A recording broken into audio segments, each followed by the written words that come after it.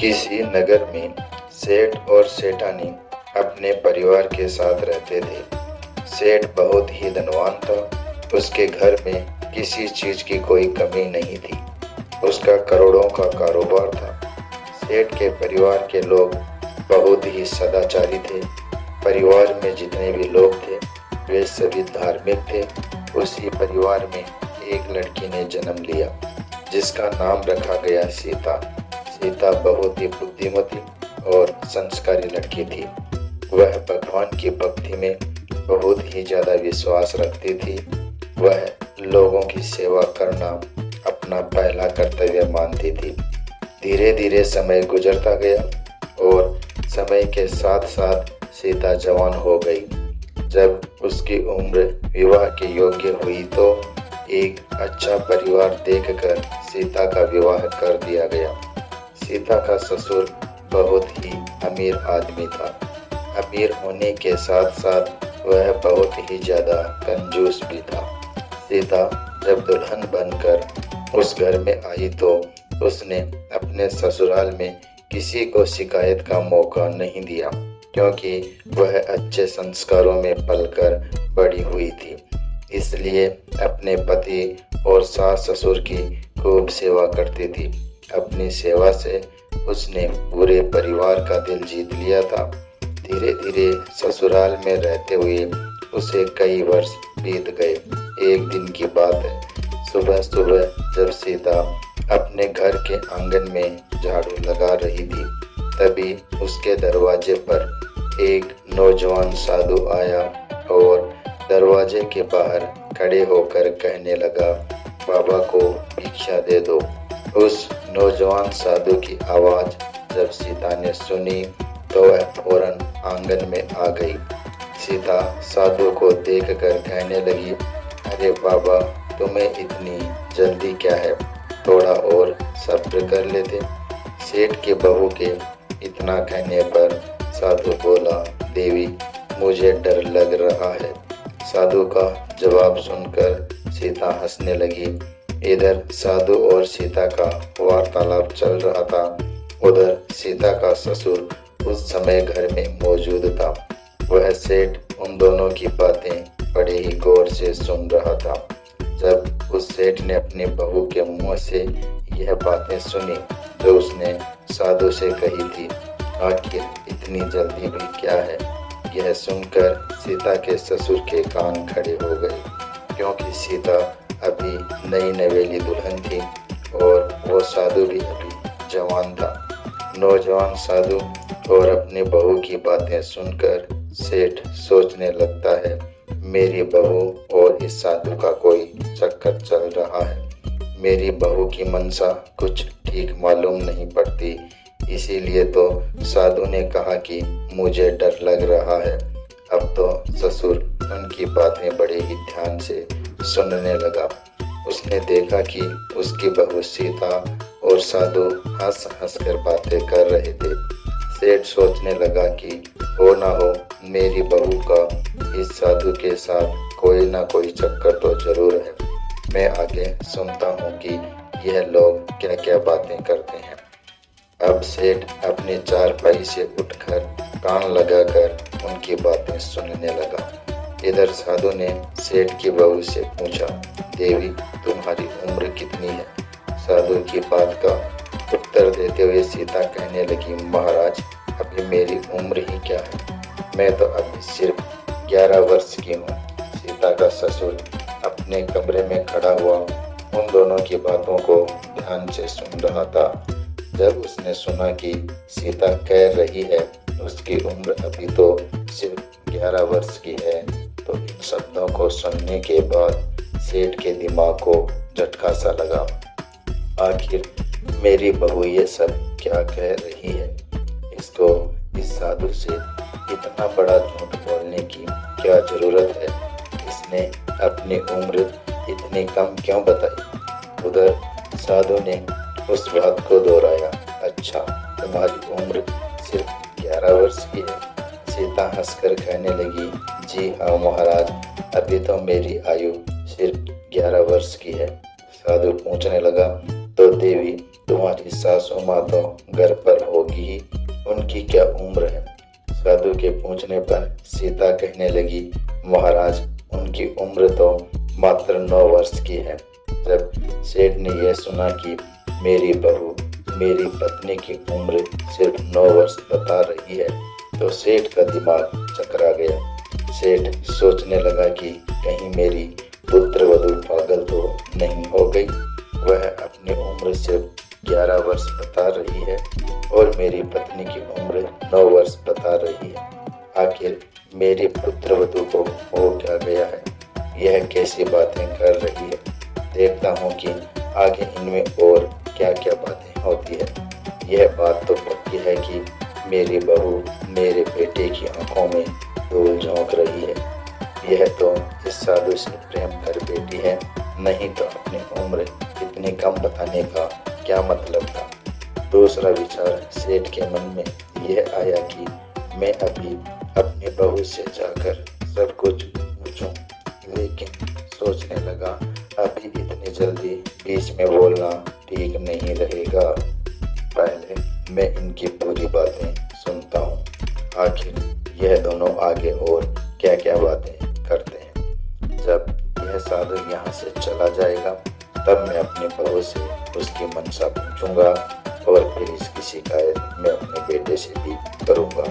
वह सेठ अपनी बहू और साधु की बातें फिर से सुनने लगा। इधर साधु ने सीता से फिर पूछा, देवी आखिर तुम्हारे पति की उम्र कितनी है? सीता ने एक बार फिर बड़ी ही बेबाकी से उत्तर दिया, महाराज मैं क्या बताऊं, मेरे पति की उम्र तो अभी सिर्फ 7 वर्ष की है। बहू के ऐसे वचन सुनकर सेठ की व्याकुलता और भी अधिक बढ़ गई। खिड़की के पास खड़ा खड़ा ससुर सोच रहा था कि मेरी बहू तो बिल्कुल ही पागल हो गई है। यह क्या अनाप शनाप बक रही है? यह स्वयं को 11 साल का बता रही है, अपनी सास को 9 साल की और अपने पति को सिर्फ 7 साल का बता रही है। अब तो हद ही हो गई। इस हिसाब से तो यह मेरी उम्र कितनी बताएगी।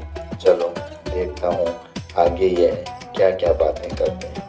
पहले मैं इन दोनों की पूरी बातें सुन लेता हूँ कि यह मेरे बारे में क्या बोलेगी। उस साधु ने एक बार फिर से कहा, अच्छा आपने अपनी और अपने सास की आयु और अपने पति की आयु तो मुझे बता दी। अब तुम यह भी बताओ कि तुम्हारे ससुर की उम्र कितनी है? साधु के ऐसा पूछने पर सीता कहने लगी, महाराज अपने ससुर की उम्र मैं क्या बताऊं, मेरे ससुर का तो अभी जन्म भी नहीं हुआ है। बहू के इस जवाब ने सेठ को आपे से बाहर कर दिया।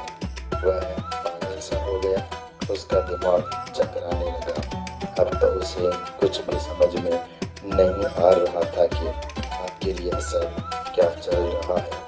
मेरे बेटे के साथ इसका विवाह हुआ है और यह कह रही है कि मेरे ससुर का तो अभी जन्म ही नहीं हुआ। आखिर मेरी बहू मेरे बारे में यह सब क्या कह रही है? अब तो मुझे ऐसा लगता है कि या तो मैं पागल हो गया हूँ या फिर मेरी बहू पागल हो गई है।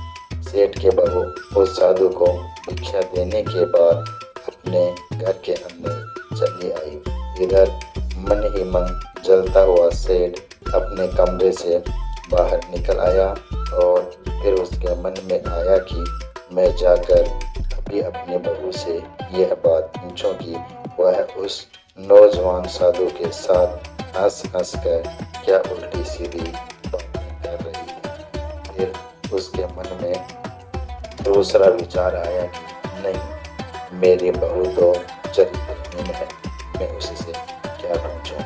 मैंने तो खुद अपने कानों से सब कुछ सुना है और अपनी आंखों से देख लिया है।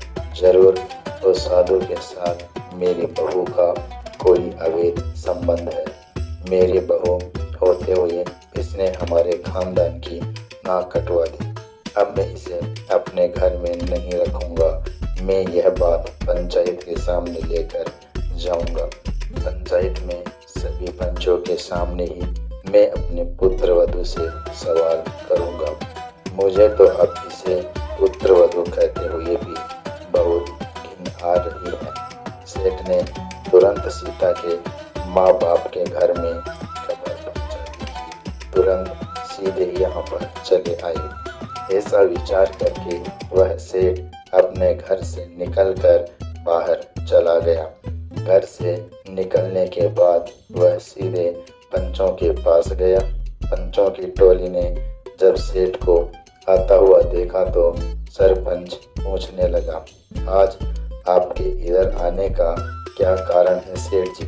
आप तो बहुत ही परेशान दिखाई दे रहे हैं, क्या कोई बात हो गई है? सेठ दुखी होकर कहने लगा, पंच परमेश्वर आज मैं किसी को मुँह दिखाने के लायक नहीं रहा। मेरी पुत्र वधू तो बहुत ही चरित्रहीन निकली। इसके साथ साथ वह इतनी बड़ी झूठी और मक्कार है कि मैं आपको बता नहीं सकता। पंचों, मैं अपने बहू से छुटकारा पाना चाहता हूँ। मैं तो जैसे तैसे करके वहाँ से बचकर आया हूँ, नहीं तो आज मैं अपनी बहू की बातें सुनकर पागल हो जाता। पंचों ने पूछा, आखिर ऐसी क्या बात हो गई जो आप पागल हो जाते? सेठ कहने लगा, सरपंच जी, पहले आप सभी लोग मेरे घर पर चलिए। मैं वहीं पर जाकर पंचायत के सामने ही अपनी बात बताऊंगा। तब सेठ के बार बार आग्रह करने पर सभी पंच सेठ के साथ चल दिए। इधर सभी पंच सेठ की चौपाल पर पहुंचे और उधर सीता के माता पिता भी आ चुके थे। सेठ ने अपनी चौपाल पर पंचायत बिठा दी। सभी लोग सेठ के दरवाजे पर इकट्ठा हो गए। सीता के माता पिता भी वहीं पर बैठे हुए थे। इधर पंचों ने सेठ से कहा, सेठ जी, ऐसी कौन सी बात है जो आपने अपने घर पर पंचों को बुलाया है? आखिर घर में ऐसी कौन सी समस्या आ गई जिसे लेकर पंचायत करनी पड़ी? अब तो सभी पंच तुम्हारे घर पर आ चुके हैं, बताओ क्या बात है? तब सेठ ने कहा, सरपंच जी, मैं अपनी पुत्र वधू को पंचायत में बुलाना चाहता हूँ। सबसे पहले आप मेरी बहू को बुलवाइए। पंचायत का आदेश मिलते ही तुरंत सीता को बुलवाया गया। जब सेठ की बहू आ गई तो पंचों ने फिर से कहा, सेठ जी, अब तो आपकी बहू भी आ गई है। अब तो बताइए कि आखिर ऐसी कौन सी बात है? तुम्हारी बहू ने ऐसा क्या कर दिया जो तुम इतने दुखी हो रहे हो? सेठ कहने लगा, सरपंच जी, आज सुबह जब मैं सोकर उठा तो मैंने कुछ ऐसा देखा जिसे देखकर और सुनकर मैं बहुत ही दुखी हो गया। मैंने देखा कि मेरी बहू आंगन में झाड़ू लगा रही थी कि तभी दरवाजे पर एक नौजवान साधु आ गया। वह दरवाजे के बाहर खड़ा होकर भिक्षा मांगने लगा।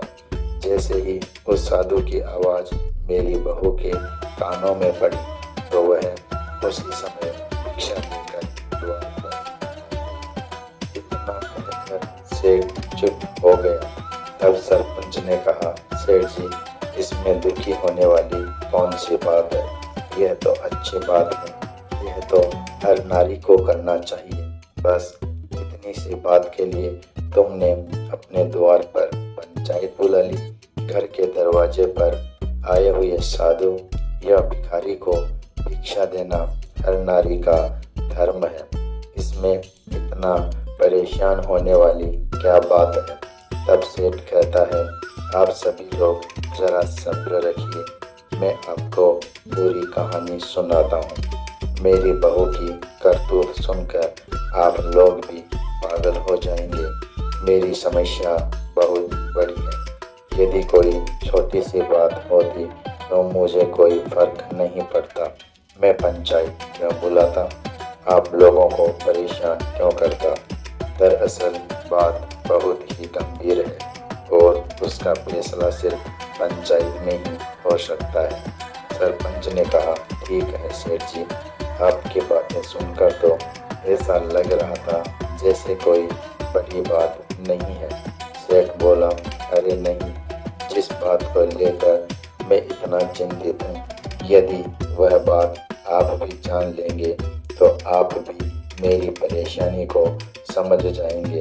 तब सरपंच कहने लगा, सेठ जी, आप इतनी देर से हमें गोल गोल घुमा रहे हैं, साफ साफ क्यों नहीं बताते कि आखिर बात क्या है। तब सेठ ने कहा, देखो, बात यह है कि मेरे दरवाजे पर भिक्षा मांगने के लिए एक नौजवान साधु आया, तो मेरी बहू को चुपचाप उसे भिक्षा दे देनी चाहिए थी। उससे बातचीत करने की क्या जरूरत थी, और अगर बातचीत कर भी रही थी तो उसने ऐसी बातचीत की कि यदि आप लोग भी सुन लेंगे तो आपको भी लगेगा कि मेरी बहू ठीक नहीं है, और तब आपको समझ में आएगा कि आखिर मैंने पंचायत क्यों बुलाई है। अब आप लोग यह बात मेरी बहू के मुंह से ही सुनिए कि मेरी बहू और नौजवान साधु के बीच आखिर क्या बातचीत हुई थी। सेठ की बात सुनकर उसकी बहू कहने लगी, पिताजी, बताने के लिए तो मैं भी बता सकती हूँ कि मेरे और साधु के बीच में क्या बातचीत हुई थी, लेकिन पिताजी, घर में पंचायत तो आपने बुलाई है, इसलिए पहला अधिकार आपका बनता है कि आप बताएं। उसके बाद मैं आपके एक एक सवाल का जवाब दूंगी।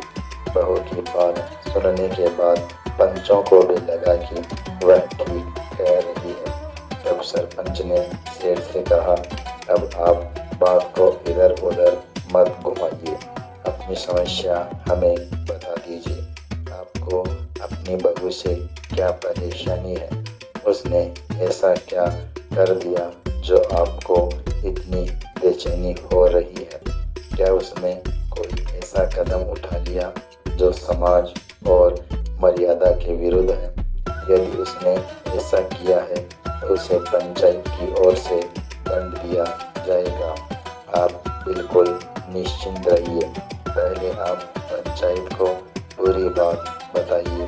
तब सेठ बोलने लगा, अरे भाई, बात कुछ ऐसी है जिसे बताने में मुझे बहुत ही शर्म आ रही है। आप लोगों को तो मालूम है कि मैं इस गांव का इज्जतदार सेठ हूँ, लेकिन मुझे लगता है कि मेरी बहू ने मेरी सारी इज्जत मिट्टी में मिला दी। मेरा सारा मान सम्मान उसने साधु से बातें करके धूल में मिला दिया। वे कुछ ऐसी बातें हैं जिन्हें ना तो मैं कह सकता हूँ और ना ही आपको सुनने में अच्छी लगेगी, इसलिए आप बहू से ही पूछ लीजिए। तब सरपंच ने बहू से कहा, बहू, अब तुम ही बता दो, आखिर साधु और तुम्हारे बीच ऐसी क्या बातें हुई थी? सीता कहने लगी, ठीक है पिताजी, यदि आपको बताने में शर्म आती है तो मैं ही बता देती हूँ कि मेरे और साधु के बीच में क्या बातचीत हुई थी। लेकिन पिताजी, शुरुआत तो आपको ही करनी पड़ेगी। पहली बात आप कहेंगे और फिर मैं उसका उत्तर दूंगी। यदि मैं गलत हुई तो पंचायत मुझे जो भी सजा सुनाएगी मुझे मंजूर होगी। तब सेठ कहता है, सब लोग ध्यान से सुनो। मेरे दरवाजे पर एक साधु भिक्षा मांगने के लिए आया, और फिर सेठ अपनी बहू की तरफ देखते हुए कहने लगा, जब वह साधु आया तो तुमने उससे कहा था, इतनी जल्दी किस बात की है? बताओ, तुमने यह कहा था या नहीं?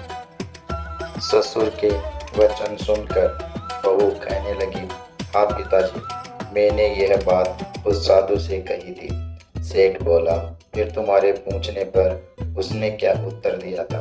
सीता ने कहा, पिताजी, उस साधु ने मुझे कहा था कि मुझे बहुत डर लग रहा है। सेठ कहने लगा, तो बहू, अब तुम ही पूरी पंचायत के सामने यह बात बताओ कि इन सब बातों का क्या मतलब था।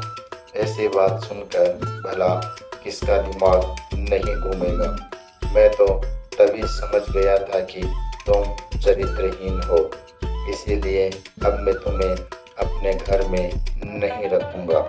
बहू ने जवाब दिया, पिताजी अगर मेरी बात गलत निकली तो मैं सबके सामने कहती हूँ कि मैं खुद ही आपका घर छोड़कर चली जाऊंगी।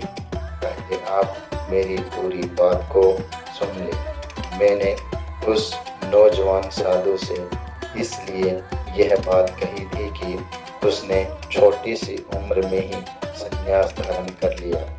जो उम्र खेलने कूदने की होती है, उस उम्र में वह वैराग्य धारण करके साधु बन गया।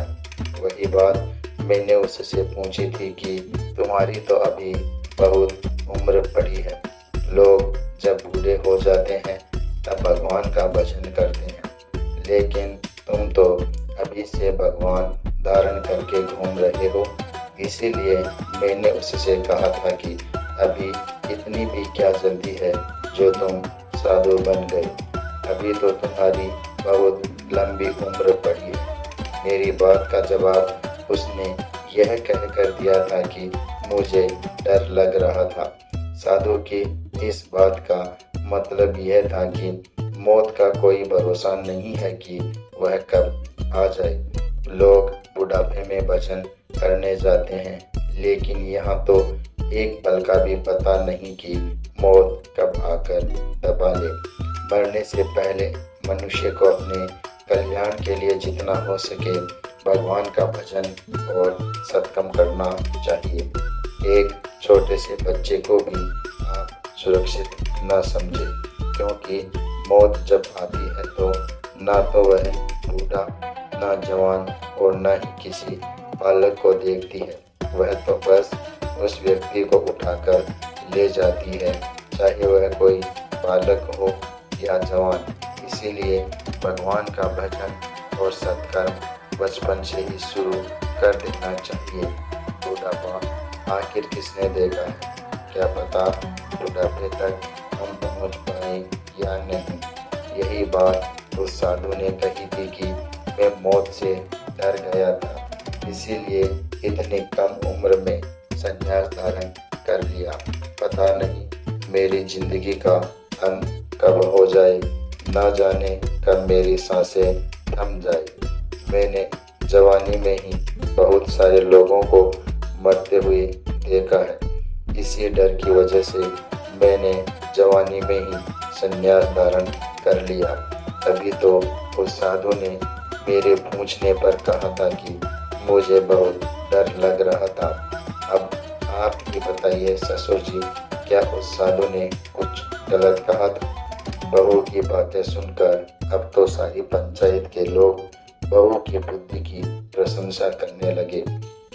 अब ससुर को भी समझ में आ गया कि उसकी बहू की बातों का बहुत ही साफ सुथरा मतलब था और मैं बेकार में ही अपनी बहू पर संदेह कर रहा था।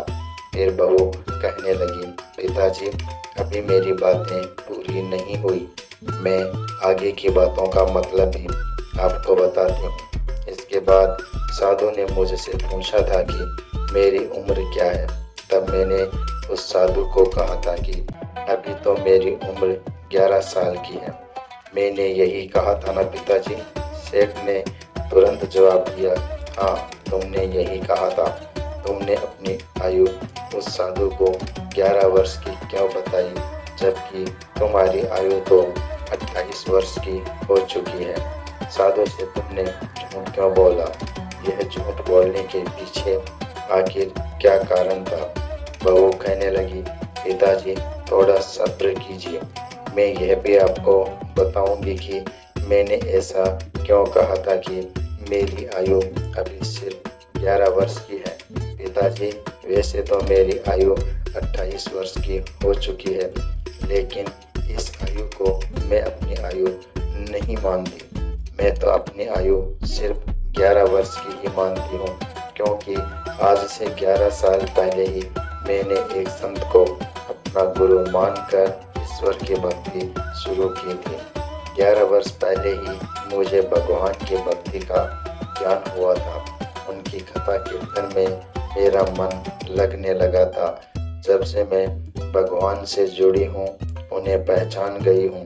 जितना समय मेरा भगवान की भक्ति में बीता है, मेरी उतनी ही उम्र सार्थक है। बाकी जीवन तो मेरा व्यर्थ चला गया। संसार में मनुष्य चाहे जितना भी जी ले, लेकिन उतनी ही आयु उसकी सफल मानी जाएगी जितना समय उसने भगवान का भजन और सत्कर्म करने में बिताया है। बाकी की उम्र तो उसने पशुओं की तरह बिता दी। वह तो सिर्फ खाया पिया और सोया है। यह सब काम तो पशु भी करते हैं। इस आयु को मैं व्यर्थ समझती हूँ। मैं पिछले 11 वर्षों से ईश्वर की भक्ति से जुड़ी हूँ। इसीलिए मैंने उस साधु को अपनी आयु 11 वर्ष बताई थी। अब आप ही बताइए, मैंने उससे क्या गलत कहा? बहू का जवाब सुनकर सेठ निरुत्तर हो गया। उसे तो कोई जवाब सूझ नहीं रहा था। पंचायत के लोग सीता का जवाब सुनकर वाह वाह करने लगे। धन्य हो पुत्री, वाकई में तुम बहुत ही समझदार हो। तब सेठ कहने लगा, बहू तुमने अपनी आयु तो 11 वर्ष बताई, यह बात तो मेरी समझ में आ गई, लेकिन तुमने अपनी सास की उम्र 9 वर्ष क्यों बताई और अपने पति की उम्र 7 वर्ष क्यों बताई, जबकि तुम्हारी सास की उम्र अब 55 के ऊपर हो चुकी है? इसका मतलब ये मुझे जरूर समझाओ। तब सीता कहने लगी, पिताजी आप मेरी बात को बहुत ही ध्यान से सुनिए कि साधु के पूछने पर मैंने ऐसा क्यों बोला था। पिताजी, जब मैं अपने मायके से ससुराल आई थी, तब ना तो आपके घर में कोई पूजा पाठ होता था और न ही कोई कथा सत्संग, लेकिन मेरे कहने पर सासू माँ ने सत्संग में जाना शुरू किया, भगवान के भजन सुनने लगी और ईश्वर की भक्ति करने में लग गई और उन्हें भजन करते, सत्संग सुनते हुए, भगवान की पूजा करते हुए अभी 9 साल का समय हो गया है। इसीलिए साधु के पूछने पर मैंने उन्हें बता दिया था कि मेरी सासू माँ की उम्र अभी 9 वर्ष की हुई है। अब आप बताइए पिताजी, मैंने क्या गलत कहा था? बहू की बात सुनकर सेठ कहने लगा, अच्छा तो यह बात थी, मैं तो तुम्हें पागल समझ रहा था। पिता ने कहा, पिताजी इसी हिसाब से मैंने अपने पति की आयु 7 वर्ष बताई थी, क्योंकि पिताजी 7 वर्ष पहले सासू माँ की तबीयत बहुत ही खराब हो गई थी और उनसे चला भी नहीं जा रहा था।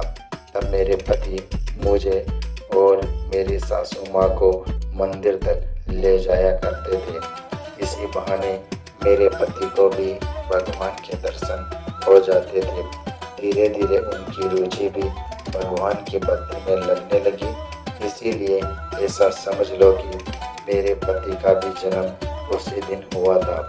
इसीलिए मैंने साधु के पूछने पर अपने पति की उम्र 7 वर्ष बताई थी। और पिताजी, अंत में आपकी बात, मैंने आपके बारे में यह कहा था कि अभी मेरे ससुर का जन्म नहीं हुआ, क्योंकि पिताजी जिस दिन से मैं ससुराल में आई हूँ, तब से मैं देख रही हूँ, ना तो आप कभी भगवान के मंदिर में गए, ना कभी आप पूजा पाठ करते हैं, ना कभी आपने किसी साधु का आदर सत्कार किया, यहाँ तक कि आपने कभी अपने हाथों से कोई दान भी नहीं दिया, कोई पुण्य का कार्य नहीं किया। आप तो धर्म कर्म के नाम से बिल्कुल दूर ही रहे। इसीलिए मैंने आपके बारे में बोला था कि अभी तो आपका जन्म ही नहीं हुआ। आपने इस जिंदगी में कभी 1 रुपए का दान भी नहीं किया। तब से कहने लगा, देखो मैं पूरा दिन दुकान पर बैठा रहता हूँ, व्यापार में लगा रहता हूँ, मुझे पूजा पाठ करने का कथा कीर्तन सुनने का समय ही नहीं मिल पाता। मैं तो तुम लोगों के भविष्य के लिए चिंता करता रहता हूँ और तुम लोगों के लिए धन इकट्ठा करता रहता हूँ। बहू ने उत्तर दिया, पिताजी, आपने कभी अपनी जिंदगी में 1 रुपया का दान भी नहीं दिया। जब भी कभी कोई धार्मिक कार्य होता है, कोई भगवान की चर्चा होती है या भगवान की कथा होती है, आप कभी उसमें नहीं गए। यहाँ तक कि कभी घर में बैठकर भी आपने ईश्वर का ध्यान नहीं किया। आपने अपने जीवन में कोई भी तीर्थ यात्रा नहीं की। जब आपने अपने जीवन में कोई धर्म कर्म का कार्य किया ही नहीं, तो मेरी दृष्टि से यही समझिए कि आप अभी तक पैदा नहीं हुए। इसीलिए साधु ने जब आपकी उम्र पूछी तो मैंने उनसे कह दिया कि आप तो अभी पैदा ही नहीं हुए। अपनी पुत्रवधू के मुंह से ऐसी बातें सुनकर सेठ बहुत ही शर्मिंदा हुआ। उसने पूरी पंचायत के सामने अपने दोनों कान पकड़कर अपनी बहू से क्षमा मांगी और अपनी बहू से कहने लगा, बेटी, मैं तुम्हारे बारे में गलत सोच रहा था, मुझे क्षमा कर दो। तुम्हारी बातें सुनकर तो मुझे ऐसा लग रहा है कि मुझे तुम पर गर्व होना चाहिए कि तुम सचमुच बहुत ही बुद्धिमान हो। इसके बाद सभी पंचों से हाथ जोड़कर सेठ ने माफी मांगी और अपनी पुत्रवधू को लेकर घर के अंदर चला गया। घर पर जाने के बाद सेठ ने अपनी पुत्रवधू से कहा, बेटी, तुमने सचमुच आज मेरी आंखें खोल दी। वास्तव में आज तक मेरा जन्म नहीं हुआ था, अब मैं जन्म लेना चाहता हूँ। ससुर की इतनी बात सुनते ही बहू कहने लगी, यह तो बहुत अच्छी बात है पिताजी, जब जागो तभी सवेरा। ये भी बहुत बड़ी बात है कि बुढ़ापे में ही सही, कम से कम आप भगवान से तो जुड़े, वरना लोग पूरा जीवन निकाल देते हैं खाने पीने और सोने में, कभी भगवान का भजन नहीं करते। अगले ही दिन सेठ ने अपने मुनीम को अपने पास बुलाया और कहने लगा, मुनीम जी, हमारे गोदाम में पिछले साल का बचा हुआ अनाज पड़ा है। वह अनाज अब खराब हो रहा है। उस अनाज को आज तक किसी व्यापारी ने नहीं खरीदा। उस अनाज को मैं गरीब और असहाय लोगों को दान कर दूंगा। अपनी बची हुई जिंदगी में खूब दान पुण्य का कार्य करूंगा। इस प्रकार सेठ के मुनीम ने पिछले साल का वह अनाज बोरियों में भरवा कर सेठ के दरवाजे पर रख दिया। वह अनाज बारिश में भीगने के कारण खराब हो गया था। सेठ ने सोचा कि इस बेकार अनाज को मैं गरीबों में दान कर दूंगा। जैसे खराब अनाज की बोरियां सेठ के दरवाजे पर पहुंची और उन बोरियों में से बदबू आ रही थी। बदबू की वजह से सेठ की बहू घर से बाहर निकल कर आई। सीता ने घर से बाहर आकर देखा कि खराब गेहूं की बोरियां भरी हुई है। इस पर सीता ने अपने ससुर से पूछा, पिताजी, यह अनाज की बोरियां आपने यहाँ पर इसलिए मंगवाई है? तब सेठ ने कहा, तुमने कल जो कहा था कि मैंने अब तक जन्म नहीं लिया, इसीलिए कल से मैं दान पुण्य के कार्य करूँगा और मुनीम से कहकर मैंने अपने गोदाम से यह गेहूं की बोरियां मंगवा ली है। सीता अपने ससुर की मनसा समझ चुकी थी कि मेरे ससुर यह सड़ा हुआ खराब अनाज गरीबों को खिलाना चाहते हैं। सीता बहुत ही समझदार थी। वह मन ही मन सोचने लगी, मेरे ससुर जी सुधरे तो हैं लेकिन पूरी तरह से नहीं। अब तो मुझे ही कुछ ऐसा करना चाहिए कि उन्हें अपनी गलती का ज्ञान हो जाए। काफी सोच विचार करने के बाद सीता ने उस सड़े हुए गेहूं में से कुछ गेहूं निकाले और उसका आटा बना लिया। शाम को जब सीता का ससुर भोजन करने के लिए आया तो सीता ने उस आटे की बनी हुई रोटियां बनाकर अपने ससुर के सामने परोस दी। जैसे ही सेठ ने पहला निवाला खाया तो सड़े हुए अनाज की रोटी खाकर वह एकदम से उल्टी करने लगा। रोटियों से दुर्गंध आ रही थी।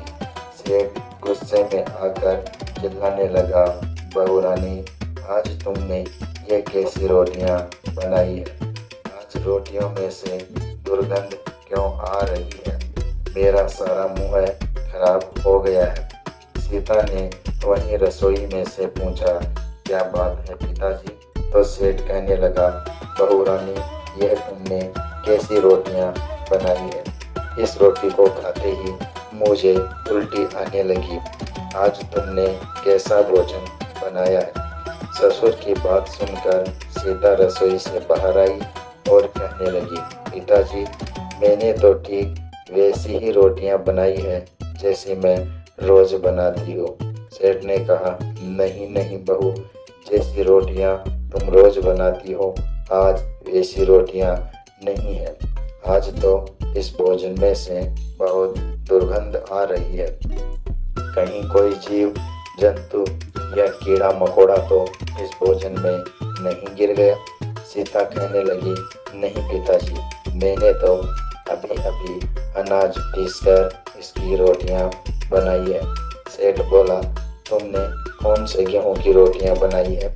सीता ने कहा, पिताजी, वही गेहूं जो आप गोदाम से लेकर आए हैं, जो घर के बाहर रखा हुआ है, उन्हीं बोरियों में से कुछ गेहूं निकाला और उसका आटा बना लिया। सेठ को जैसे ही पता चला कि सड़े हुए गेहूं से रोटियां बनी है तो वह अपने बहू पर चिल्लाने लगा, बहू, तुमने उस सड़े हुए अनाज की रोटियां क्यों बनाई? वो अनाज तो मैंने गरीबों में दान करने के लिए रखा है। अपने खाने के लिए तो मैंने साफ सुथरा अनाज अलग से रखा हुआ था। अपने ससुर की बात सुनकर बहू कहने लगी, पिताजी, मुझे मालूम था कि वह अनाज सड़ा हुआ है, इसीलिए तो मैंने सोचा कि मैं अभी से ऐसा सड़ा हुआ खाना खाने की आपकी आदत बना दूं। ससुर ने पूछा, बहू, कैसी बात करती हो? कैसी आदत? सीता ने कहा, पिताजी, मैंने सुना है, हमारे शास्त्रों में भी लिखा है कि जैसा हम इस जन्म में किसी को दान देते हैं, ठीक वैसा ही अगले जन्म में हमें भी मिलता है। इसीलिए पिताजी, मैंने सोचा कि इस जन्म में यदि हम गरीब लोगों को सड़ा गला अनाज दान में देंगे तो अगले जन्म में हमें भी सड़ा गला अनाज ही खाने को मिलेगा। इसीलिए मैंने उस सड़े हुए अनाज की रोटियां बनाई। यदि हम अभी से ही ऐसी रोटियां खाना सीख जाएंगे तभी तो ऐसी रोटियां खाने की हमारी आदत बन जाएगी, क्योंकि अगले जन्म में हमें भी ऐसा ही अनाज मिलेगा। परमात्मा हमें हमेशा वही लौटाता है जो हमने दिया है। ससुर कहने लगा, बहू, आज मुझे तुम्हारी बातों का मतलब ठीक से समझ में आ गया है। मैं आज ही इन सड़ी हुई अनाज की बोरियों को नगर के बाहर कूड़ेदान में फेंक दूंगा और हमारे गोदाम में जो अच्छा अनाज पड़ा है वही मैं दान करूंगा। उसी समय सेठ ने अपने मुनीम को बुलाया और उससे कहने लगा, इस सड़े हुए अनाज की बोरियों को तुम नगर से बाहर फेंक दो और हमारे गोदाम में जो साफ सुथरा और अच्छा अनाज रखा है वो बोरियों में भरकर मेरे घर के बाहर रखवा दो। मैं उसे गरीबों में दान करूंगा। मुनीम कहने लगा, सेठ जी, आपको क्या हो गया है? सेठ ने कहा, मेरी बहू ने मेरी आंखें खोल दी है। जैसा दान हम इस जन्म में करते हैं अगले जन्म में हमें उसी का फल मिलता है। अगले दिन सेठ के दरवाजे पर साफ सुथरे अनाज की बोरियां रख दी गई। सेठ ने वो अनाज सभी गरीब और ज़रूरतमंद लोगों में दान कर दिया। अब तो नगर के सभी गरीब और बेसहारा लोग सेठ की वाह करने लगे और उसे दिल से आशीर्वाद देने लगे। यह देखकर सीता ने अपनी सास से कहा, माँ जी, आप उसकी औरतों को बुला कर लाइए। सास ने पूछा, बहू, आखिर ऐसी क्या बात है जो मैं पड़ोस की औरतों को बुला कर लाऊं? तुम उनका क्या करोगी? तब सीता समझाते हुए कहने लगी, माता जी, आप पहले उन्हें बुला कर लाइए, तभी मैं आपको बताऊंगी। बहू की बात मानकर सास पड़ोस की औरतों को बुलाने चली गई। जब पड़ोस की सभी औरतें आ गई तो सभी औरतें आंगन में बैठकर ढोल बजाने लगी। तब पड़ोस की औरतों ने भी पूछा कि बहू रानी, आखिर क्या बात है? बहू कहने लगी, आप सभी को मिलकर बधाइयाँ गानी है, क्योंकि आज मेरे ससुर का जन्म हुआ है। इधर घर के बाहर सेठ गरीबों में अनाज बांटकर दान पुण्य कर रहा था और उधर घर के अंदर औरतें ससुर के पैदा होने के गीत गा रही थी, क्योंकि आज सीता का ससुर भगवान के बताए हुए मार्ग पर चलने लगा था। मनुष्य का जन्म तभी सफल माना जाता है जब वह परमात्मा के बताए हुए मार्ग पर चलता है। धर्म के बिना मनुष्य पशु के समान होता है। दोस्तों, वीडियो पसंद आया हो तो लाइक और शेयर